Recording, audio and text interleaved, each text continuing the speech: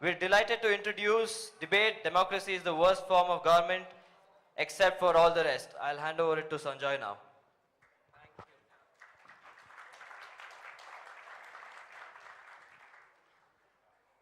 Wow, look at this. Can you all hear me? Incredible to see this hall.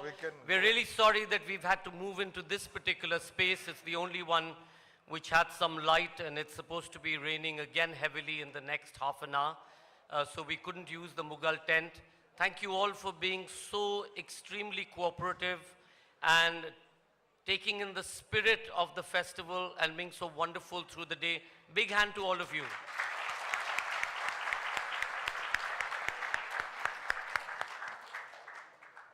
When Namita coined the debate topic this year, and William, Namita and I discussed it, we were very aware that sometime this year is going to be India's next general elections.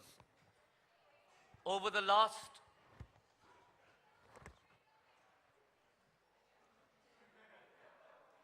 somebody wants to come in, somebody wants to go out. Sorry, because we are so full, I know people don't get to hear, but may I please, Namita, you really want luxury now. I thought this was first come, first seated. Fight your way through.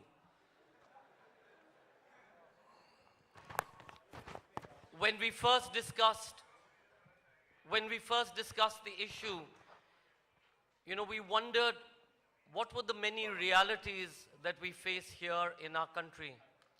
And I'm going to start by giving you something that happened with me late last year when I was in Egypt. And I was in certain homes. We'd set up a new festival in Egypt, and we were in the homes of some very eminent people who were rooting for democracy. They believed in democracy. And each time they talked about democracy, they kept telling me, there's a walkie-talkie somewhere here that needs to go off. Each time they talked about democracy, they kept saying to me, the only person who can ensure that we have democracy is the army. And we want the army. They're the most democratic of it all. It was an extremely puzzling statement. And a number of times I sort of suggested to some of our hosts that when you have army rule, it's quite different from being in a democratic situation, but they didn't see the difference. More recently in India, in many drawing rooms, I've had roughly the same conversation where a number of people feel that it's okay to mortgage democracy as we have it, as long as there is economic progress. We know that our forefathers have fought and given us an incredible gift, and that is of democracy and of freedom. The reason that all of us are assembled here today is because each of us can express ourselves in whatever way we wish to, because we live in a free and democratic country, however perfect or imperfect it may be. And that is what we're here to debate today. I'm going to start by asking you all to raise your hands. A simple question: are you in favor of democracy as opposed to anything else? I would say we have a fairly overwhelming vote in favor. We'll see if this changes in any way at the end. We have an incredible panel today. We were very conscious that we wanted to represent every kind of thought process and look at some of the emerging political equations in the country, but as well as an idea of what democracy is and what it means to different people. I'm going to start by introducing to my left Indrajit Hazra, or Indi Hazra as he's known. He's a novelist and journalist living in New Delhi. Grand Delusions, a short biography of Kolkata, was published in November 2013. It is his first book of nonfiction. He writes the popular column Red Herring for Hindustan Times every Sunday. He is currently working on his fourth novel, Indrajit Hazra, commentator and journalist. Peter Godwin, who's raised in Africa. He was a student at Cambridge. He was an award-winning foreign correspondent. By the way, nobody's supposed to photograph me with my glasses because I don't wear glasses. He's an author, documentary filmmaker, screenwriter. His latest book, Robert Mugabe and Martyrdom of Zimbabwe, has been extremely well received, and we're very proud to have Peter here with us. Peter, welcome. Anybody who's been to the Jaipur Literature Festival, even a year at any point of our 7 years, knows Pawan Verma. He is the festival's favorite, an incredible poet, a writer. More recently, he's joined politics, and we wish him all the best. I keep telling him I hope he's going to be in some way India's culture minister, irrespective of which party comes to power. Ladies and gentlemen, Pawan Verma. One of the most incredible minds in Indian politics, Murli Manohar Joshi. I was speaking to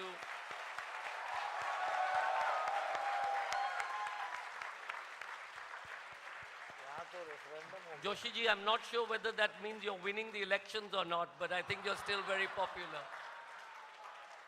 I was speaking to Nivedita earlier today, and she said, you know, in Delhi, we don't have a home. My father gifted me my first HMT watch when I was 27. But what I have and what my father has left me and his grandchild is an incredible library. And he said, that's something that I cherish. The memory that I have of my father from when I was 3 or 4 was with him, always with a book. And we're very, very honored to have him here with us today, Murli Manohar Joshi ji.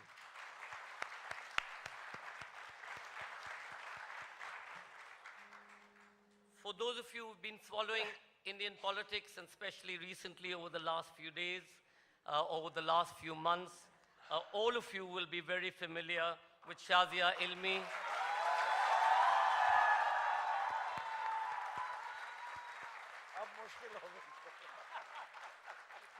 Shazia, as all of you know, we obviously have a very keen, battle here. Shazia, as you all know, started her career as an anchor with Doordarshan, which is where she actually, with Star News, which is where she, I'm still thinking of the 1970s and 80s, sorry, Star News, where she really came to the fore.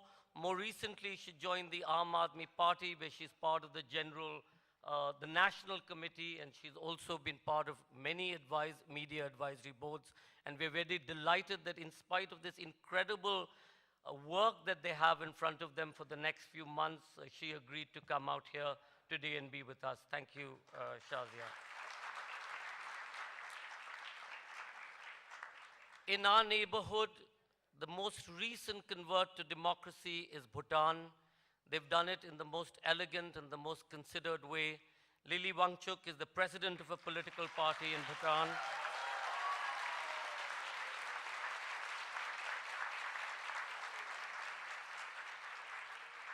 Before joining politics, she was heading the Bhutan Media Foundation.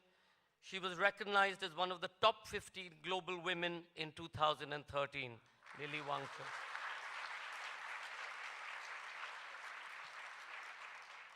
K. Anis Ahmed is the author of Goodnight, Mr. Kissinger. It's a collection of short stories. His short fiction has been nominated for the Pushcart Prize. He's the publisher of the Dhaka Tribune, a new national daily in Bangladesh. The World in My Hands is his first novel.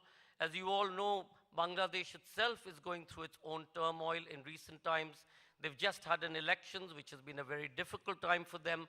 They too are trying to reinvent their version of democracy. So ladies and gentlemen, our panel for today.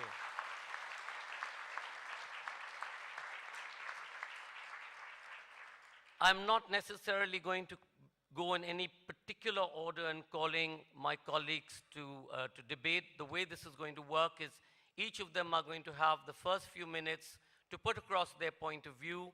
Nathulal Solanki, who is the last of a group of wonderful Nagara players, will sound the bell as usual, as he does.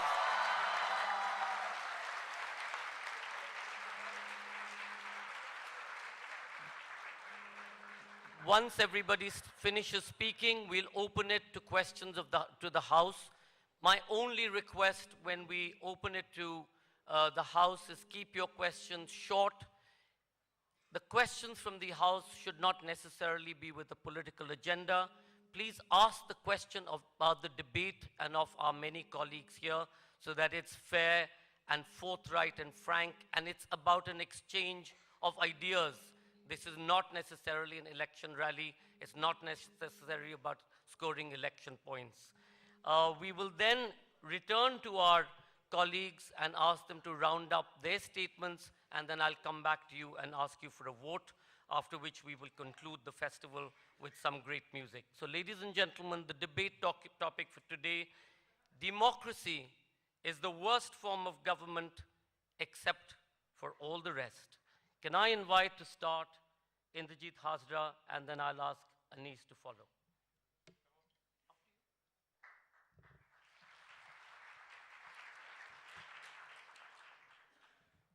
Thank you, Sanjay. Thank you, everyone. As a teenager in the 1980s, I wanted India to be ruled by Japan. It's true. But on a 5-year contract. If they could make great cars and video games and, Walkman, they would be, I reckon, able to inject some sense in this semi-anarchic, fully feudal India that I lived in without us needing a Sanjay Gandhi. Essentially, I wanted India to be a temporary Japanese client state. Post-war Japan not being a threat as a hegemonic superpower. It was a crap idea, now that I think of it, for many reasons, one of them being encouraging perpetual dependency. The subject of today's variable debate, is democracy is the worst form of government except for all the rest. Let me put that in its original context a bit.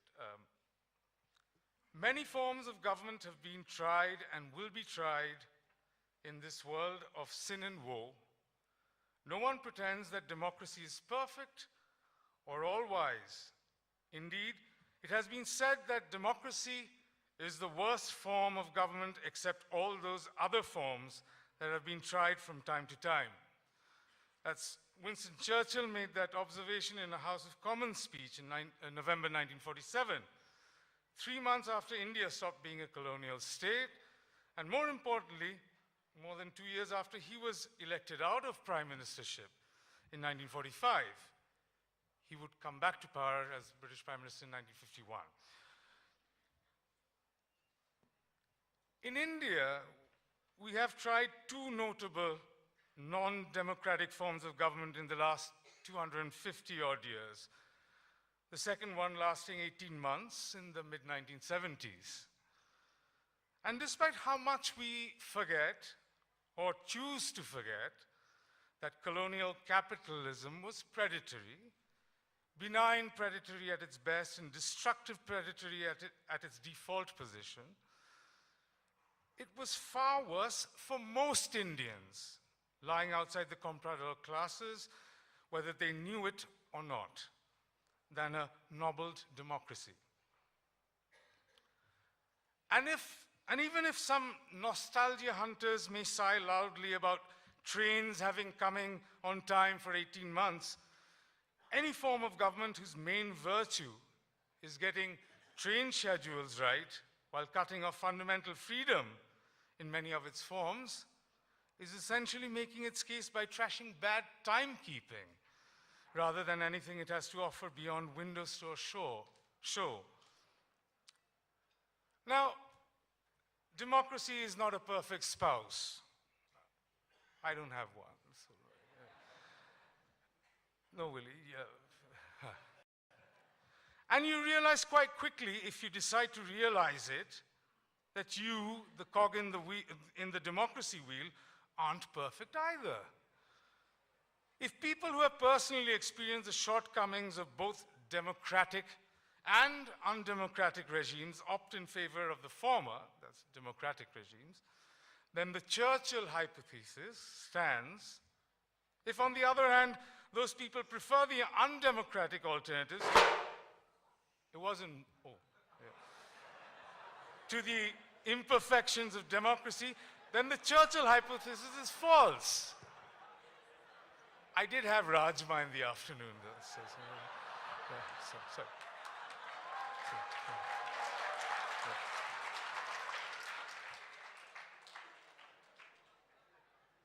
Democracy, it turns out, from various examples that we've had, does not fall short of even the lesser evils yardstick.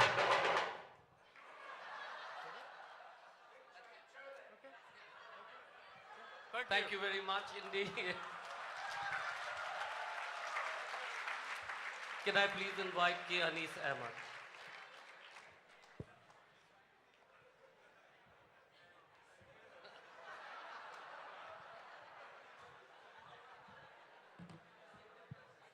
I'm so glad I've had a chance to get used to that sound. I'm from Bangladesh, which has been a democracy since 1991.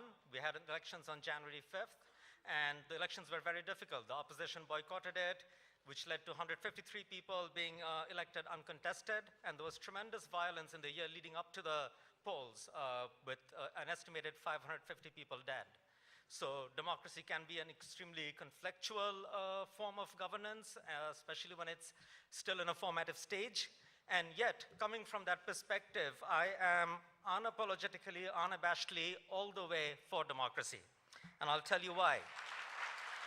I'll tell you a very quick anecdote here. In 1987, when we were still under dictatorship on a political program, which were then increasing, pro-democracy movement, one day this young man came out at 0 Point, a center in Dhaka, with a remarkable inscription on his chest, which said, "Death to dictatorship," and on his back, also in white paint, "Free democracy." The police shot him. He was killed. The center has been renamed Nur Hussain Square. The day is still commemorated. He is one of our most cherished icons of democracy. Democracy is a system for which people give their lives. I have known other systems in history which have taken lives by the millions, but people don't give their life for it. There is a reason why people do that, because democracy, more than any other system, not only gives you a chance at having a say and having a fair enough governance system, but also ensuring human dignity by ensuring basic rights like speech, association, habeas corpus, and so on. People will argue for expediency. They will say, look at Chinese growth. First of all, Chinese growth, with due respect, is overstated. They're barely in the top 100 in terms of per capita income in purchasing power parity, and their least developed provinces rank with in the 120s or 30s of the UN index. Would you really give up the pride and privilege of being the world's largest democracy for 1 or 2% more growth per year? India is fabulous in its totally fractious, rambunctious democracy, but you also have phenomenon like the Aam Aadmi Party and other things coming up, challenging the status quo. The Aam Aadmi Party, no doubt, will also get its challenges in due course. That's the beauty of democracy. Another thing is, here we are gathered debating, is democracy any good? With, again, due respect, I wonder if we could be at a literary festival in Beijing right now debating whether one-party system is any good. I have often felt that people who have democracy are the ones who can be most cavalier about it. Those who don't have it will like that solitary, unforgettable man in Tiananmen Square stand silently in front of a tank. They will set themselves on fire like Bouazizi in Tunisia. People who don't have democracy will give their lives for it. Those of us who have it should guard it with our life. Thank you.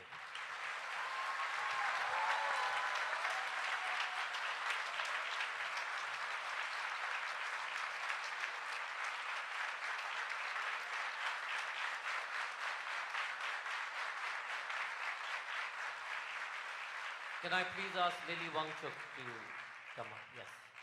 If you want to sit there, otherwise you can come up. Yeah. We can carry this there.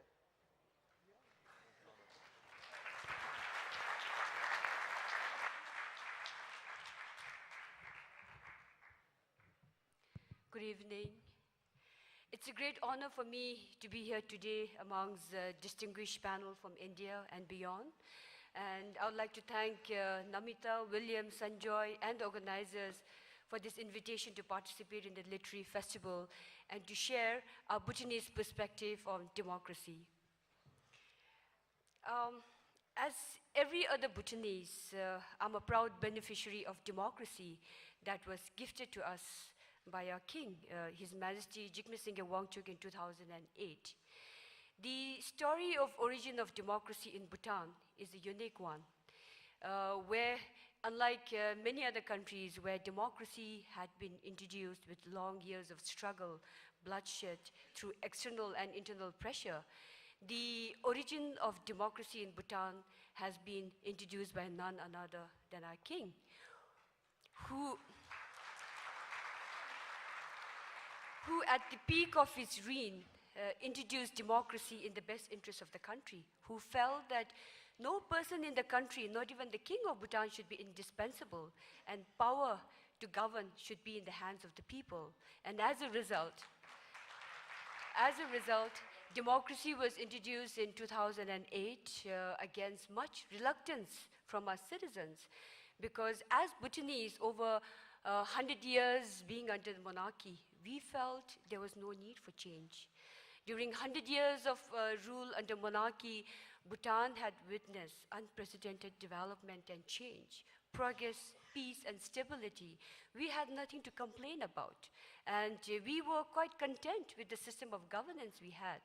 So we did not want change, and there was a lot of resistance from the people, from all quarters of the sections of the society, but much against our will, democracy was forced upon us in 2008. Today, we consider democracy our sacred gift, our sacred responsibility. Therefore, we engage in active participation in democracy, either through voter turnout or with formation of political parties, or by playing a very active role in decision making. Democracy is therefore here to stay.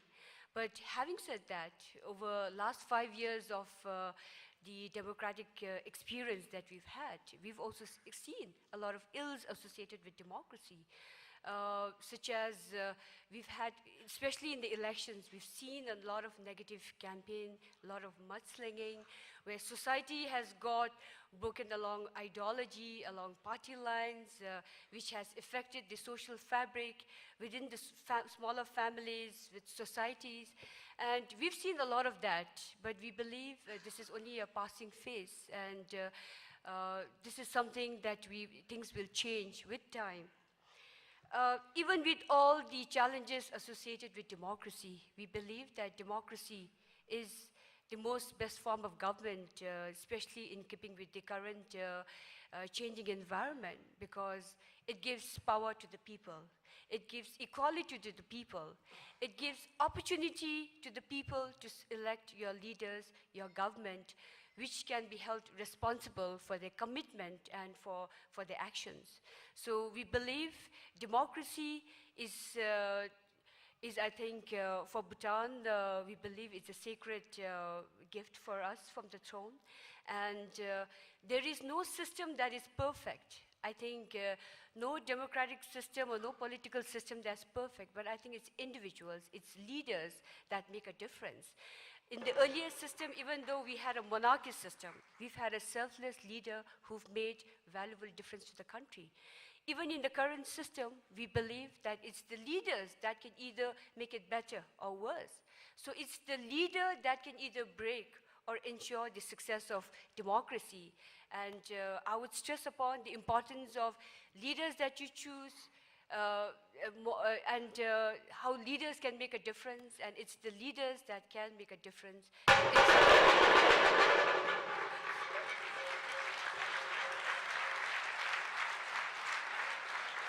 Peter Godwin.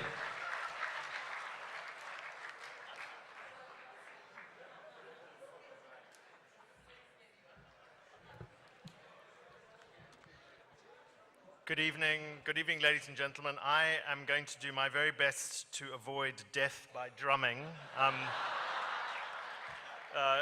So I'm going to keep this fairly short. I have been a foreign and war correspondent for 20 or 30 years, I suppose, and in that time, it's been my enormous privilege to have had a front row seat on two extraordinary stories that in a sense are the kind of major moral tectonic shifts of my generation. And those two stories were the lowering of the Berlin Wall, the end of Soviet Union, Soviet Empire, and the end of apartheid in South Africa. These were two astonishing stories. What's so interesting about both these stories is that they are stories, and they are possibly the best arguments in favor of democracy that I've ever seen. And they're counterintuitive insofar as the best argument for democracy is what happens when there is a lack of democracy. That basically, in the short term, it's often quite tempting to want something that looks more structured and more disciplined. Let's face it, democracy is often ugly, it's loud, it's noisy, and it's rude. But over the course of time, it's the one way that you can manage a society is by allowing it to express itself. It's also the best way of managing a transition. I grew up in Africa. I was born into colonial Africa in what was then Rhodesia and had a transition into Zimbabwe. And I've covered a lot of the early African transitions. And what's so interesting there is that in the first generation of post-colonial leadership in Africa, we often had leaders declaring themselves to be president for life. Now, of course, there's one problem with declaring yourself president for life, and that's if someone wants to get you out of power, they probably have to end it. So these various systems that don't have a democratic part built into them usually are completely unable to manage transition. But this brings me to my next point. Because democracy is, I think, the easiest thing to morally defend, and I would just, as an asterisk, say that you often see democracy attacked by those who don't practice it as a Western export, as something that in the past Western countries have said, you've all got to be democratic. This is something that they enforce on the rest of the world, and that it's culturally ethnocentric.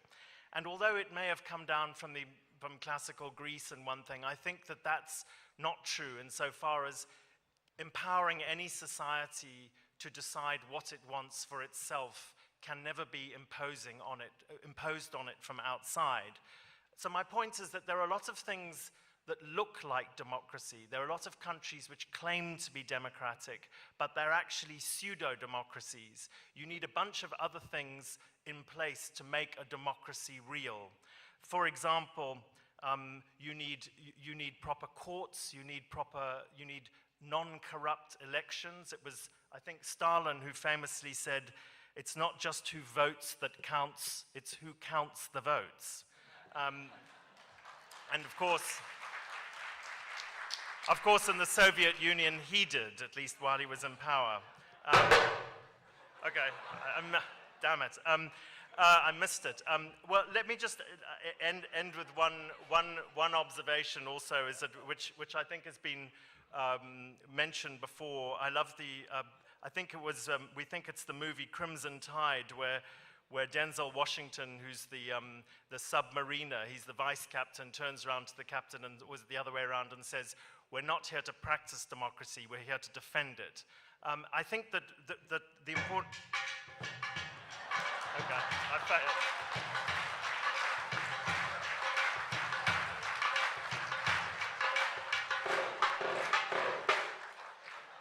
Shazia Ilmi.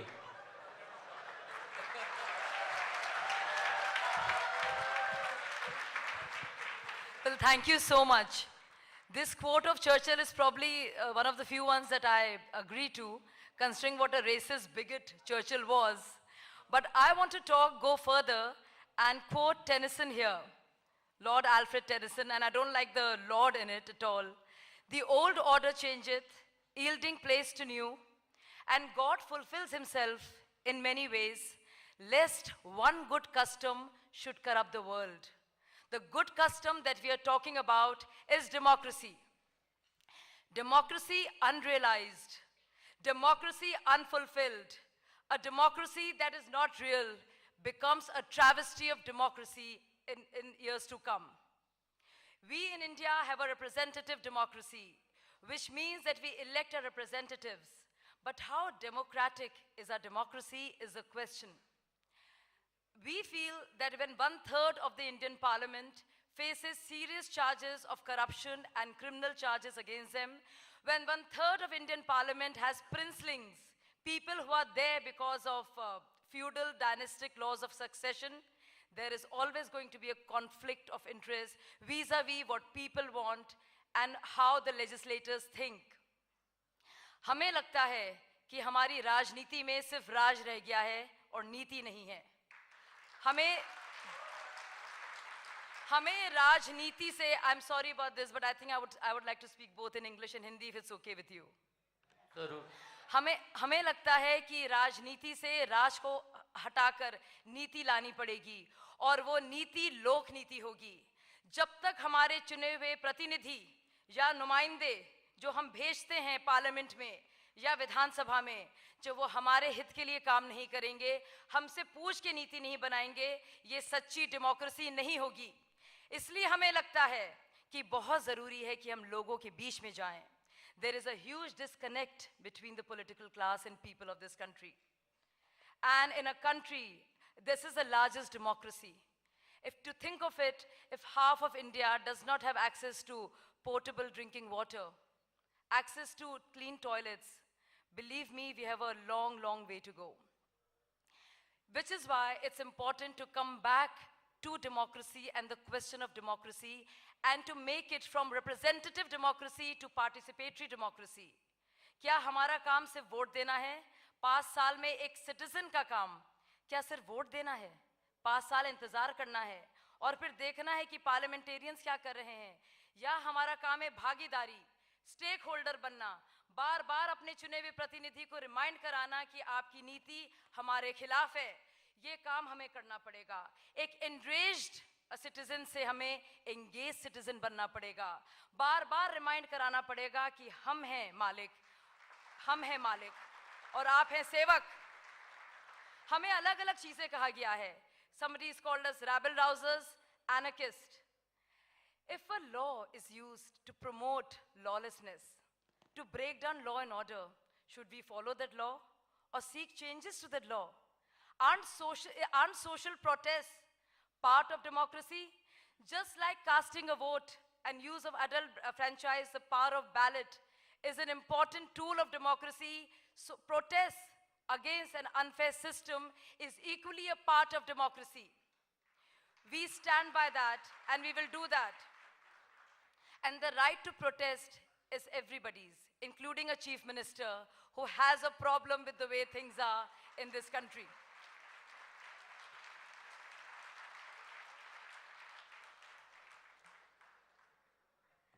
You know, we were very, well, you see this cap that I'm wearing, it talks about Swaraj, self-rule.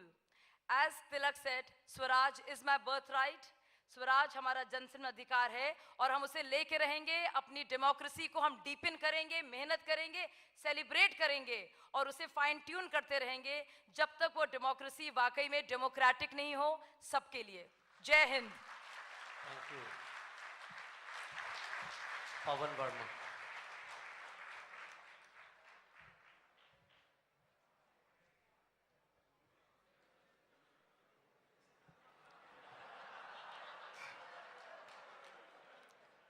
I think the fundamental principle is uncontested, that we all have raised our hands in favor of democracy.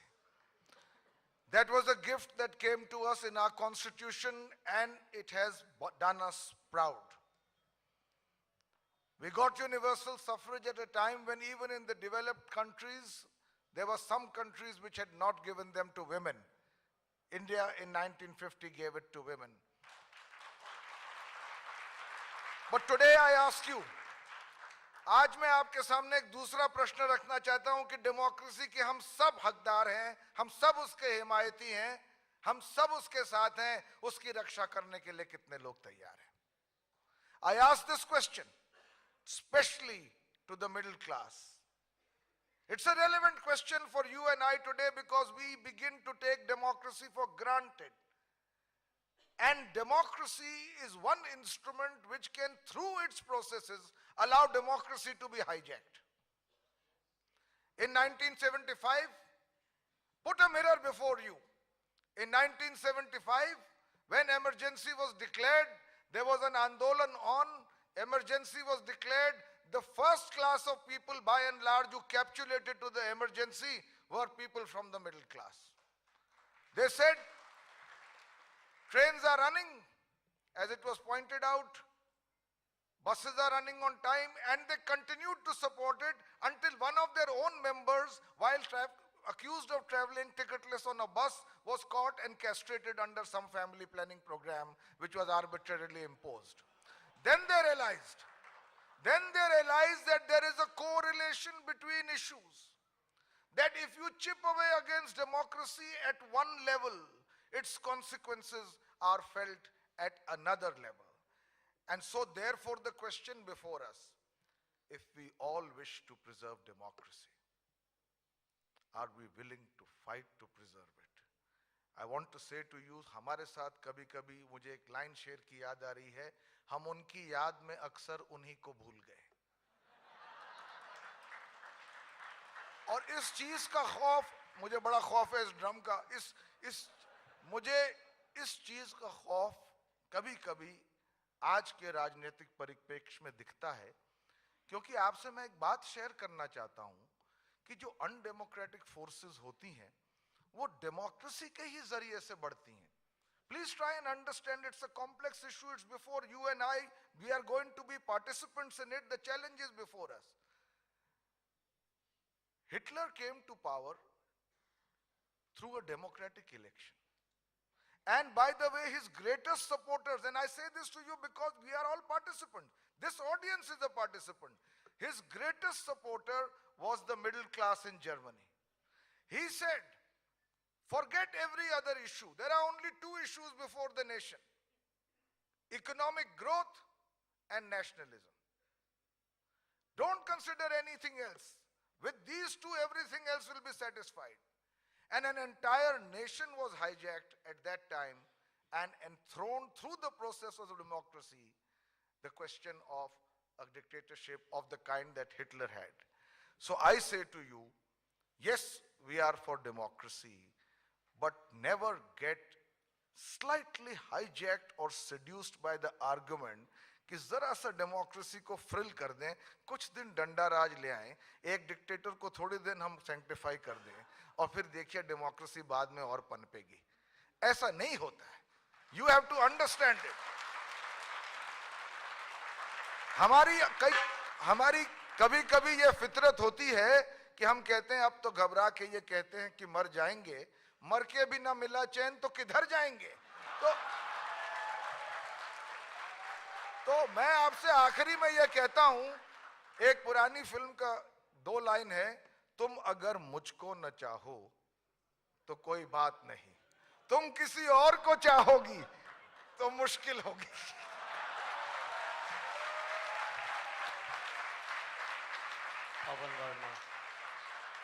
Ladies and gentlemen, Murli ji.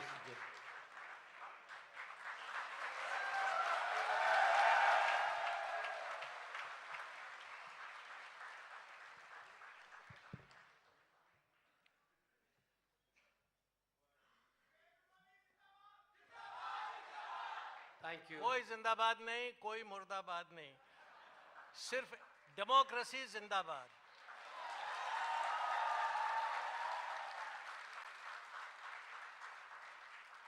बहनों और भाइयों, मैं उन आदमियों में से हूँ जो ये कहता हूँ कि हर खामी के बावजूद मैं डेमोक्रेसी को पसंद करता हूँ.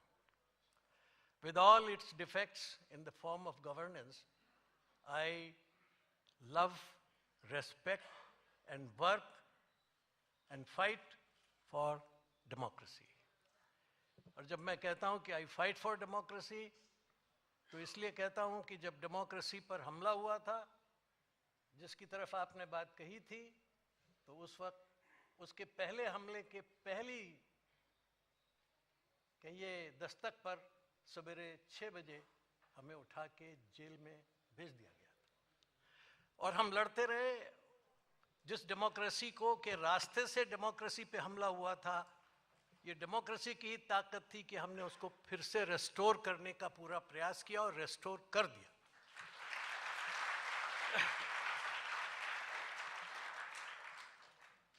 कई बार हम जो फॉर्म ऑफ गवर्नमेंट है उससे डेमोक्रेसी का कंफ्यूजन पैदा करते हैं.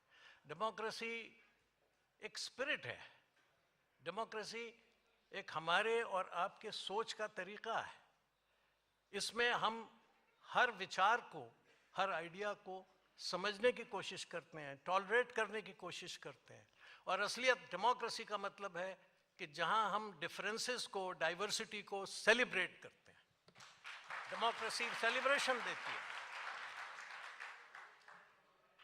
और ये कई बार कहा जाता है कि डेमोक्रेसी पश्चिम से आई. ठीक है, कहीं इंग्लैंड को डेमोक्रेसी की माँ कहा जाता है. नए ज़माने की डेमोक्रेसी की माँ वो ज़रूर है, लेकिन असली डेमोक्रेसी की माँ हिंदुस्तान है. हमारे यहाँ बहुत पहले से सभा और समिति का उल्लेख वेद में है. इलेक्शन है, वोटिंग है. बैलेट पेपर के बजाय बैलेट स्टिक्स हैं, मगर है. और सबसे बड़ी बात यह है कि उसमें एक सवाल उठाया गया कि दुनिया कहाँ से आई. तो बताते बताते आखिर में वो कहता है कि ये कहाँ से आया ये तो मुझे पता नहीं, शायद बनाने वाले को पता हो, मगर आखिर में कहता है मैं नहीं जानता कि उसको भी पता हो या नहीं पता हो. ये जो डाउट है, ये जो शक है, ये जो सवाल करने की एक प्रवृत्ति है, जो उसके लिए इजाज़त है, the fact that you are allowed to question, ये डेमोक्रेसी की सबसे बड़ी ताकत है. और जब भी कोई सरकार, कोई फॉर्म ऑफ गवर्नमेंट में डेमोक्रेसी में खराबी आती है, तो इसीलिए आती है कि सरकारें जो डेमोक्रेसी के नाम पे बनती हैं, वो क्वेश्चंस का जवाब देने में घबराती हैं. मैं इत्तेफाक से उस कमेटी का चेयरमैन हूँ जिसे रोज़ सरकार से जवाब तलब करना पड़ता है. और मैंने देखा है कि किस तरह सरकारें, अभी तो एक ही को देखा है, उसके किस तरह से उसके मंत्री, उसके सचिव, उसके कारिंदे आते हैं, घबराते हैं और जवाबदेही से कतराते हैं. डेमोक्रेसी की सबसे बड़ी पहचान जवाबदेही है. अगर कोई सिस्टम जवाबदेह है तो वो डेमोक्रेटिक है. अगर जवाब देने से घबराता है तो वो अनडेमोक्रेटिक है. इसलिए ये जवाबदेही की चीज़ हमें पैदा करनी चाहिए. और इन्होंने सवाल पैदा कर दिया और मेरा जवाब है कि डेमोक्रेसी अपनी तमाम खामियों के बाद हमारी सबसे पहली पसंद है. और एक स्पिरिट के तौर पर, एक भावना के तौर पर ये हमेशा रहेगी, क्योंकि यही वो भावना है जो मनुष्य को मानसिक और आज़ादी की इजाज़त देती है. It is the celebration of the independence of human mind.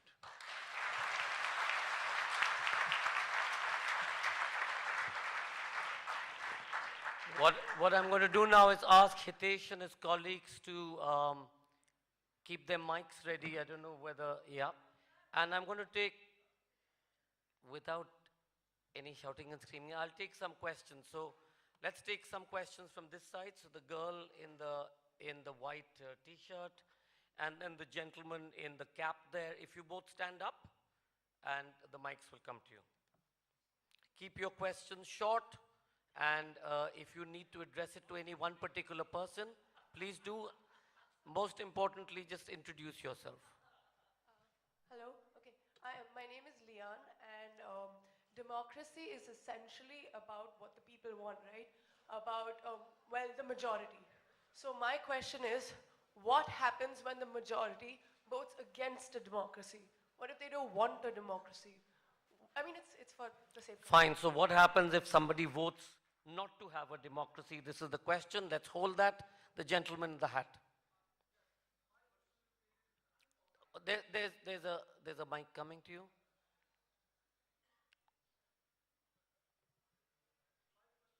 A little bit unpopular.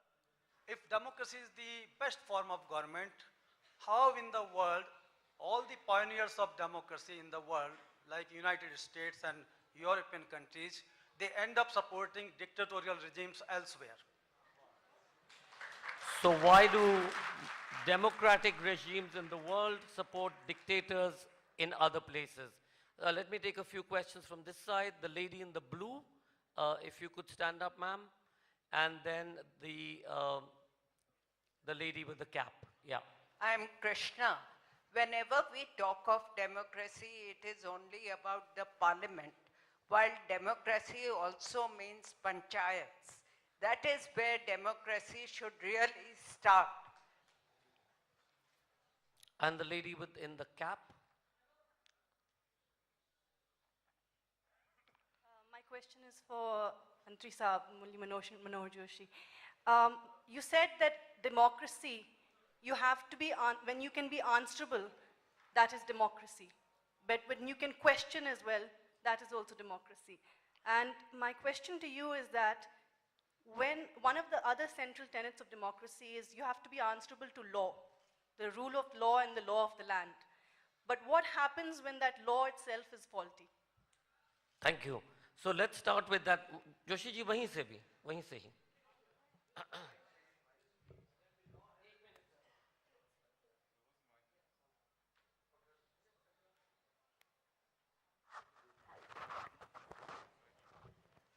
It is democracy which permits you to change the law so that the law enforces democracy and does not become undemocratic. There are laws which are undemocratic and so they have to be changed. But it's only through democracy you can change them and it gives you the power to change it. Just Pavan had gave you example that emergency was imposed. That was a draconian law, an undemocratic law, but that was changed through democratic process. So the democracy changes it. The accountability at different levels has to be addressed. There is an accountability before the parliament, there is an accountability before the people. So it depends upon what sort of undemocratic law is there. If it was only confined to parliament, it can be answered in parliament and rectified there. But if it is beyond parliament, then elections are the way out and you change this whole system, the whole government, the whole apparatus. Shazia, you wanted to add? Sometimes elections also don't help it when a multiple party system.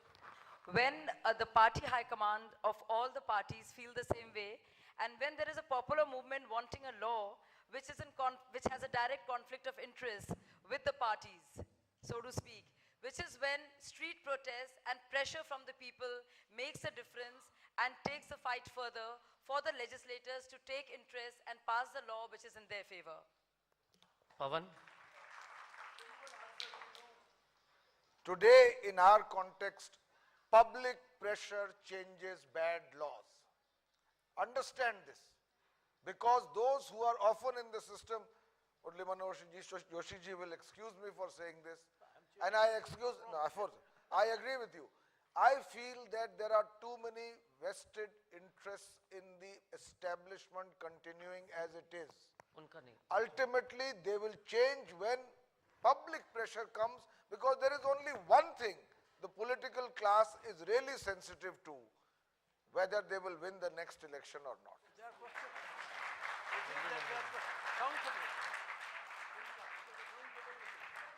Does anybody want to answer the Murli Manohar Joshi ka? इनको रहने दो ना, इनका लगा दो. Shazia, keep your this thing on. Anybody wants to answer the questions why some democracies support dictatorships, as was brought up? Peter, do you want to take that? Inka mic. In the context of Is it on? Yeah. In the context of Africa, for example, you had for many years the West's enormous, I think, subsequent embarrassment when the Cold War was at its height. All that Moscow and Washington cared about when they looked at Africa was whether an African state supported Moscow or Washington. So the West was happy to support lots of dictators in Africa, like Mobutu in Zaire and that kind of thing. All we cared about was were they anti-communist or pro-Western. So in the geopolitics of the time, you're absolutely right, that does often happen. And the subsequent question about what do you do when a nation self-evidently doesn't want democracy? And we've had examples of that.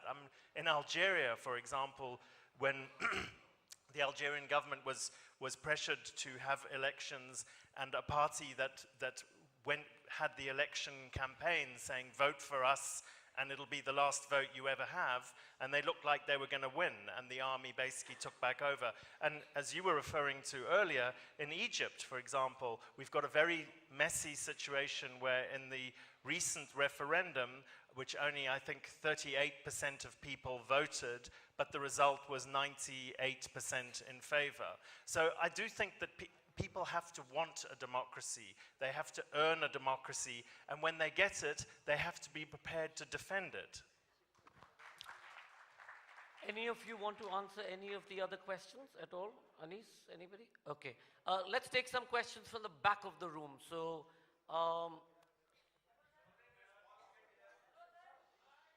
thank you. Either you all come up or I conduct the thing. So back of the room, the gentleman with the blue sleeve, can you stand up? And the gentleman with the red t-shirt with glasses, yes, you stand up. And back of the room means back of the room. This doesn't translate as back of the room. I'll come back to you. And there's a girl who's half standing up. Yes, ma'am, you. So can we get these three questions?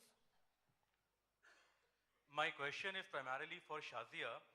The question is that if we move towards direct democracy, then don't you think that we will also have to accommodate the regressive mindset of people? I'll give you one very small example. Had there been a referendum, Sati Pratha would have never been eliminated from India. What is your opinion on that? Thank you. So what is your opinion about bringing about, but Shazia, just hold the answer till we come back. The lady. Hello. My question is, what's the difference between a democracy that's received as a gift and one that is fought for with your very lifeblood? Say that again. A democracy that is received as a gift and one that is fought for with your lifeblood. So like in Bhutan where it's received as a gift, and one that in India where we fought for it. What is the difference between that? And the third, the gentleman in the red t-shirt.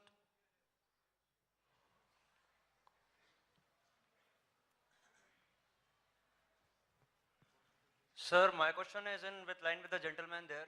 I would rather ask it directly. How is participatory democracy different from Khap Panchayats? Participatory democracy, how is it different from Khap Panchayats? Khap Panchayat से क्या अलग है? Shazia, do you want to? आपने बहुत से लोगों ने खाप पंचायत की बात की, किसी ने सती प्रथा की बात की। रेफरेंडम की जब हम बात करते हैं तो हम जो भी बात पूछते हैं वो कॉन्स्टिट्यूशन के दायरे में है।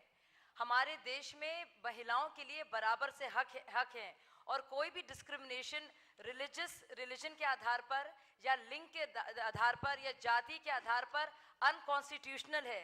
तो अगर बहुत से लोग हिंदू राष्ट्र चाहते हैं या सती प्रथा चाहते हैं तो वो अनकॉन्स्टिट्यूशनल डिमांड है, उस पर रेफरेंडम हो ही नहीं सकता।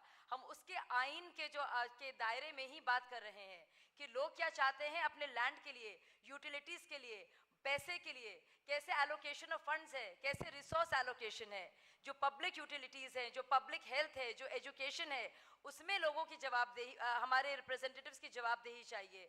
हम बिल्कुल खाप पंचायत और सती प्रथा के खिलाफ हैं क्योंकि हमारा कॉन्स्टिट्यूशन इसकी आज़ादी नहीं देता। Thank you. Anybody else wants to answer that? Lily, do you want to take that question about the difference between a democracy that's gifted and a democracy that's fought for? Just speak, it'll be fine. Speak. Yes, we can. Okay. I think the difference between the piece, one that has been gifted and fought for is, I think one that has been gifted would allow a peaceful transition, a gradual process towards democracy. In the context of Bhutan, we had prepared ourselves for democracy right from the 80s when there was a lot of devolution of power from the throne to the grassroots level. We began with the block development committees, then it was transferred to district development committees. So it was, and then it also gave us enough time to set up the relevant institutions in place so that would ensure the strengthening of democracy. So it allowed a gradual and peaceful transition to democracy. And I think having it as a gift would allow us to have this peaceful transition.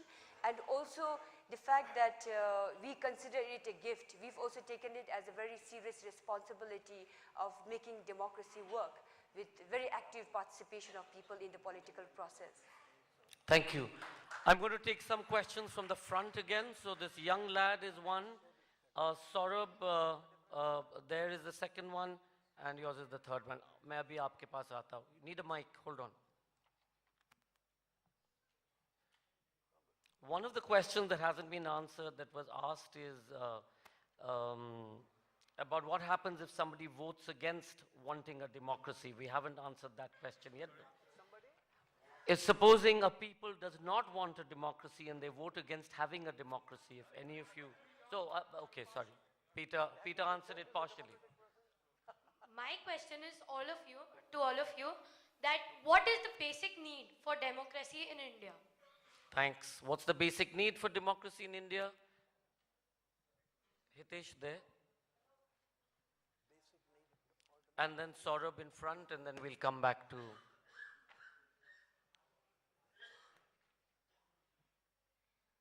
सरकार चुनाव कराती है और हम vote डालने जाते हैं, लेकिन जो डेमोक्रेसी के अंदर चुन के आते हैं उन पार्टियों से हमें सूचना के अधिकार के तहत सूचना मांगने का अधिकार नहीं है. क्यों? I am associated with RTI Association of India. Second, our constitution is excellent. In our constitution, 3-tier system in our constitution. So what is the question? Question is that, sir, कि RTI के तहत हम democracy की जो पार्टियां के जो candidate आते हैं उससे हमें सूचना लेने का अधिकार नहीं है डेमोक्रेटिक पार्टियों से. Why? So we need the right to get information. Saurabh Kothari from... No, here, this side.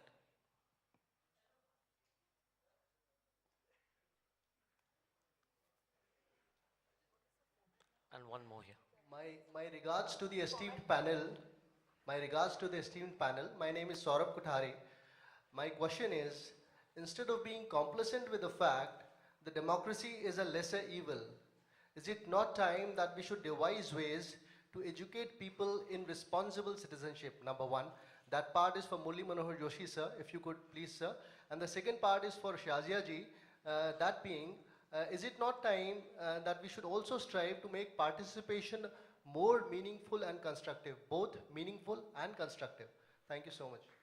And one last question here.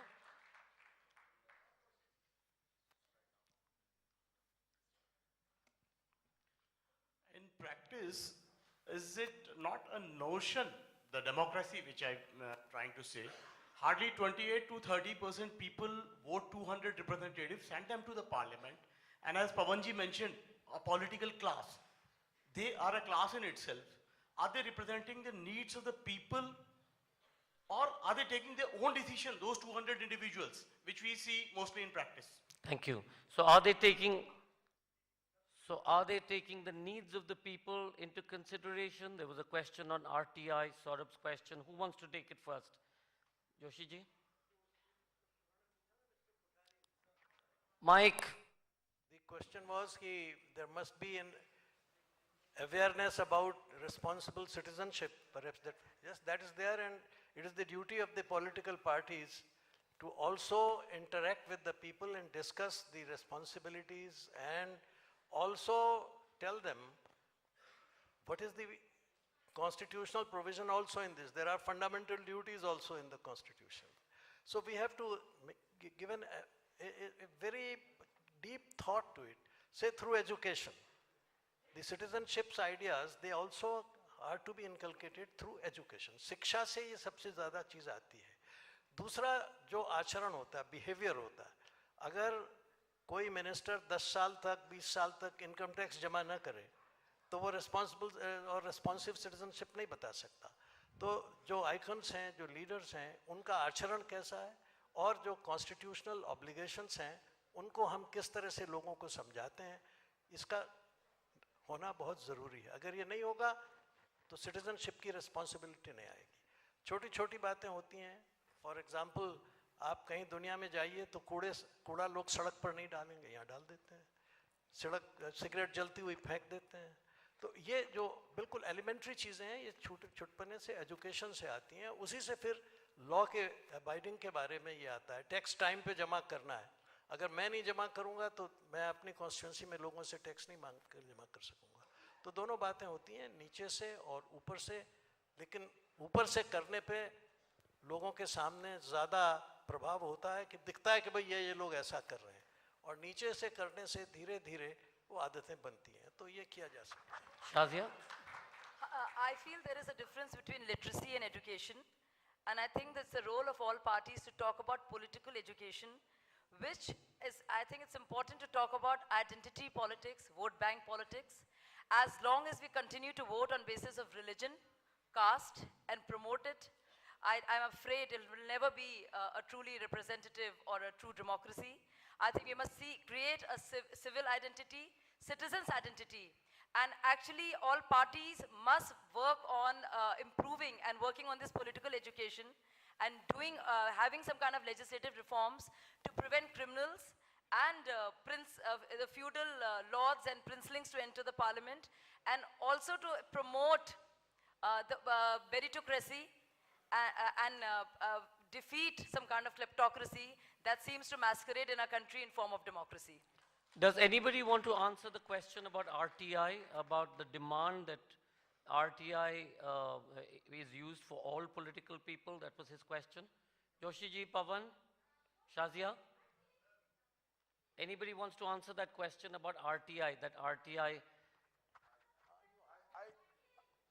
I believe that the lack of financial transparency in political parties is a great weakness of our democracy. First, these are proposals of the Election Commission, and Kothari ji, there is a law which needs to be repealed which allows political parties to get donations under 20,000 rupees without naming the donor. All checks come for 19,999, not checks, cash. The coupon system. This has to go. Second, the Election Commission has recommended that political parties' accounts should be audited by a panel of auditors nominated by the CAG and the EC. That should be done. Third, those audited accounts should be put on a website for public viewing. Fourthly, I believe that not everything in a political party needs to come under RTI, but certainly their financial accounts should come under RTI. This is a personal view. Joshi ji? I have been always pleading it that if a political party or a group of persons working in politics cannot keep a correct account of the donations collected, how can they keep the state accounts and state money in proper shape? That is the basic question which I have been raising. If your own finances are shadowy, then certainly the state coffers will also be misused, wrongly used. And therefore the principle is simple, that financial accountability at all levels, whether it is in the political party or whether it is in the government, has to be done. And secondly, another aspect is, which the Election Commission has been saying, and there is a debate about it, that whether the internal democracy of the political parties has to be conducted by a body. An external body. An external body. But that is a debatable question, and it needs a very serious thought about it. So वो तो अभी नहीं, पर जहाँ तक finances का सवाल है. 1 second, there's one more answer coming from here. Hold on. I just want to add to what said, the lack of inner party democracy in our political parties is a black mark on our democracy. Yes. You know, I'll just say to you that it leads to such an intellectually inert atmosphere and it encourages such a despicable kind of sycophancy that we should be ashamed of it. It's time for us to interrogate it. Democracy के नाम पर मुझे गालिब की शेर याद आ रही है. Culture Minister. बात पर वहां जुबान कटती है, बात पर वहां जुबान कटती है, वो कहें और सुना करे कोई. I'm going to take one last lot of questions so the gentleman I can hear and I can see. Relax. One here, one there, and one with the the gentleman with the red t-shirt. Hello. What was your question? Hello. What is the basic need for democracy in India? I'm going to ask them to answer that in their 2-minute concluding statements immediately after this. क्या बहुदलीय व्यवस्था लोकतंत्र को मजबूत बनाती है? यदि हाँ तो गठबंधन का हवाला देकर सरकारें जवाबदेह होने से क्यों डरती है? क्या सवाल है? फिर से बोलो, फिर से बताइए. क्या पूछा? सॉरी, फिर से बताइए. मुरली मनोहर जोशी सर से मेरा सवाल है. सवाल एक बार फिर है, क्या बहुदलीय व्यवस्था लोकतंत्र को मजबूत बनाती है? थोड़ा दूर रख लो यार. धीरे से बोलिएगा. क्या बहुदलीय व्यवस्था लोकतंत्र को मजबूत बनाती है? यदि हाँ तो गठबंधन का हवाला देकर सरकारें जवाबदेह होने से क्यों डरती है? जोशी जी एक मिनट. मेरा प्रश्न परम आदरणीय मुरली मनोहर जोशी से जो है, अभी आपने कहा कि हमारे एजुकेशन व्यवस्था में छोटी छोटी चीज़ें, कूड़ा फेंक देने वाली बात, जलती हुई सिगरेट फेंक देने वाली बात, ये शिक्षा से आती है. आज जैसा कि हम देख रहे हैं, हमारी शिक्षा व्यवस्था में केवल हमारे नागरिकों को, सिटीजन्स को सिर्फ ये एक चैप्टर डाल दिया जाए कि उसके थाने में 4-5 राइट्स क्या हैं. अरविंद केजरीवाल वहाँ दिल्ली में सड़क पर बैठे हुए हैं इतनी ठंड में, सिर्फ ये लोगों को बताने के लिए कि एक आदमी का किसी का रेप होता है या किसी को जला दी जाती है या पुलिस एक्शन नहीं लेती, इसके लिए इतना कुछ करना पड़ता है. और मुझे दुष्यंत कुमार का, पवन जी सुनेंगे इसे, दुष्यंत कुमार का एक शेर याद आता है, उस गली से इस अंगीजी तक धुआं तो आने दो, जब तलक खिलते नहीं ये कोयले सिर्फ देंगे धुआं. हवा तो आने दीजिए. Thank you. One last question. कुछ समझ नहीं आया. Keep it as a question, please, in brief. Question for Shazia. You are the only who is wearing cap. तो आप इसमें आम लग रही है या खास लग रही है? दूसरा सवाल ये है. दूसरा सवाल ये है. मैं भी आम आदमी हूँ. मुझे भी पूरी आजादी चाहिए. क्या उसके लिए मुझे कैप जरूरी है या उसके बिना ये संभव? Thank you. Shazia. Joshi ji, Shazia, hold on. Please answer these questions in your 2-minute interaction right now. I'm going to again start with Indrajit Hazra to wind it up. Indrajit.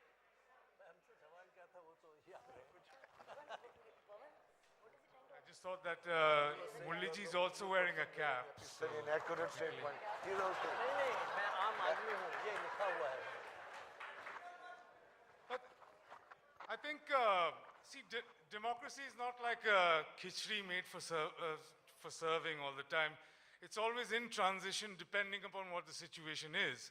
I think we're coming from a situation where we had this sort of very static kind of relationship, a sort of my-bap relationship where, you know, the people who were ruling, and the word ruling was really ruling, sort of gave out this sort of message, and a lot of people, most people, including people who voted, were taking it without any question or sort of without sort of, I think there is also the other end of the spectrum, which I think we have to sort of question, we have to sort of analyze, we have to figure it out, which is, how do you make a difference between a democratic voices and the lynch mob? You see a lot of that in television, for instance, I mean, where you have sort of instant justice. I mean, there is a difference between giving everybody a voice and having everybody speak at the same time and nobody listening to anything that they're saying. So there is a difference between how one listens to voices and listens to a noise, and the lynch mob and the sort of democratic sort of principle, as it were. I just want to still give a sort of big thumbs up, because democracy is a sort of a Buddhism-like middle path. It'll never sort of be an all-enveloping best system that could be possible for a particular situation, but more importantly, it will also never come up with the worst. I think, you know, more than sort of coming up with the best, it keeps us protected from the worst. And I think we have seen that in our history, where we have sort of kept it sort of unprotected and things have happened. That's pretty much what I had to say. Thanks.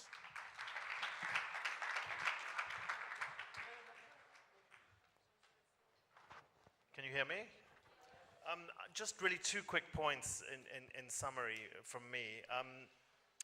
The first is that, which you've already touched upon a bit, is that the greatest foundation of democracy, the thing without which democracy really doesn't have a chance of surviving, is freedom of expression. It's the right from which all other rights flow. And you have to ensure that there's a wide variety of media, both in newspapers and in radio and television, that you do get a diversity of voices, including minority ones, and that most importantly, that you have an active media that holds your leaders accountable, that looks for corruption, that holds the mirror up to them and makes sure that they do what they say they'll do, and exposes dishonesty wherever you see it. Without that kind of constant house cleaning by an active, energetic media, democracy soon languishes. The second thing I want to say is that only when important the survival of Indian democracy is to the rest of the world, that you are the biggest democracy in the world, and that we look to you as that, and that the success of your democratic future is important, so important to democracy as a political theory and as a political reality. Thank you. Pawan.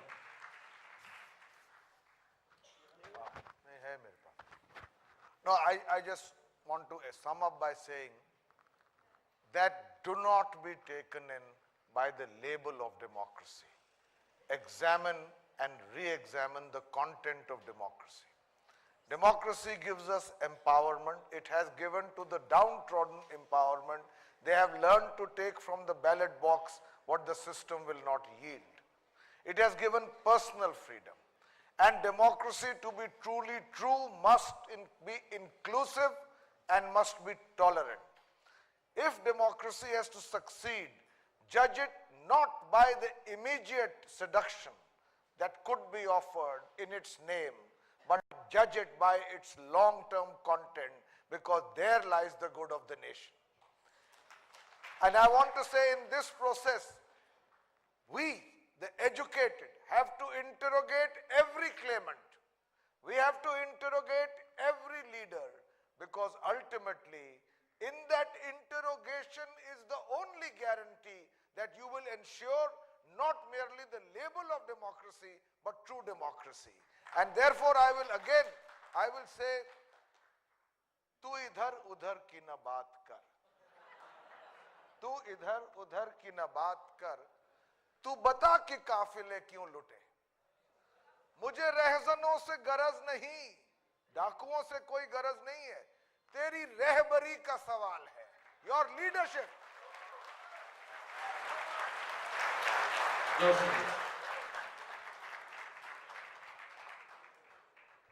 पवन जी ने बिल्कुल ठीक बात कही है, और मैं समझता हूं कि इतने असरदार ढंग से उन्होंने कुछ बात रखी है कि जो सबको मान्य होनी चाहिए.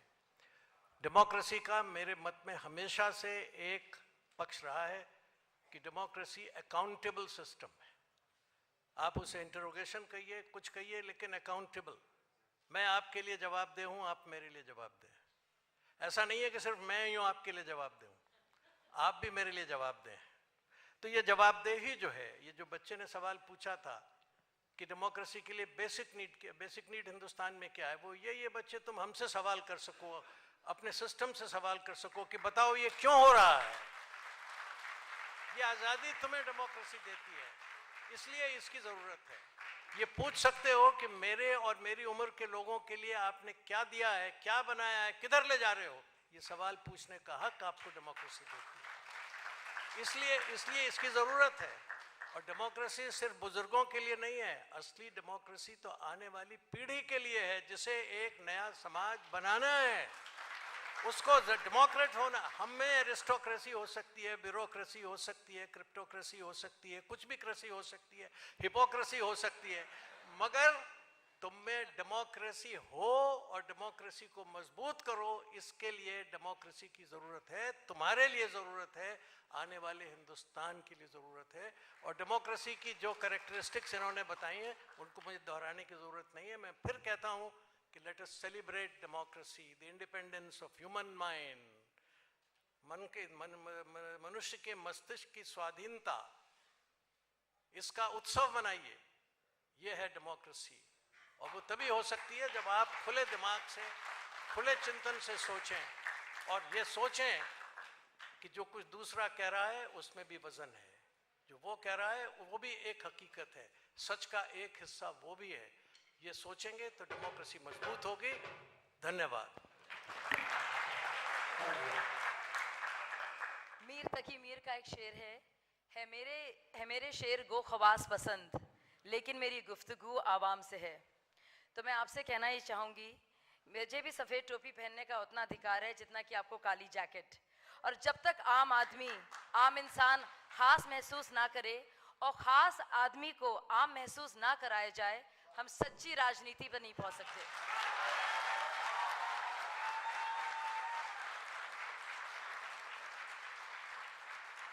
तो ये दीवाने आम और दीवाने ख़ास की बात नहीं है, ये जो असमानता है इसमें बराबरी लाने की लड़ाई है। यही डेमोक्रेसी का पूरा मकसद है। और जाते जाते दुष्यंत कुमार की कविता, सिर्फ हंगामा खड़ा करना मेरा मकसद नहीं, मेरी कोशिश है ये कि तस्वीर बदलनी चाहिए। मेरे सीने में नहीं तो तेरे सीने में सही, हो कहीं भी आग लेकिन आग जलनी चाहिए।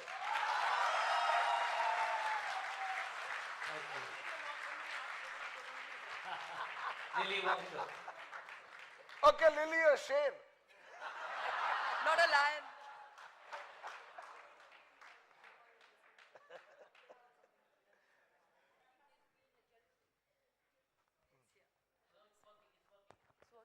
I think there's been a general agreement here this evening that democracy contributes towards empowerment of people. Democracy contributes towards positive change and transformation. I think there's no contention about that. And I think democracy also gives us the democratic rights and opportunities. But how many of us take our responsibility seriously? Because with democracy, it's not only the rights, but it's also the responsibility. Responsibility for positive change in our society. Responsibility for positive transformation in our country. And I think this is something that I've seen in most countries, in most societies. The educated lot shy away from politics because politics is conceived with a lot of negative connotation. But as Gandhiji has pointed out, if you want to see change, you have to be part of change. And I hope it's through your participation.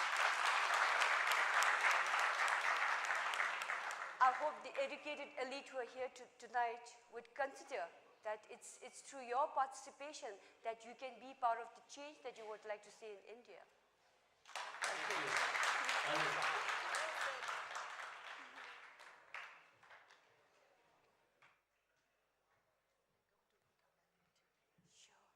What we saw here this evening, the questions from the audience, this is one of the most splendid aspects of democracy.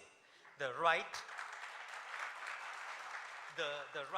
and the ability to freely ask bold questions and to ask it of your eminent leaders. You know, you can be 10 feet away from them and a spirited young man can stand up and say, what is this? What is that? There are countries in the world where you can't do that. And I'll come back to my old example. In China, we're so dazzled by their GDP growth, we're told to be dazzled. If every time that was cited to us, if we also looked at the Freedom House ranking, where India ranks as a fully free country, even my own country is struggling to get to that level. We are partially free. China ranks with Sudan and Syria, just above North Korea and Equatorial Guinea.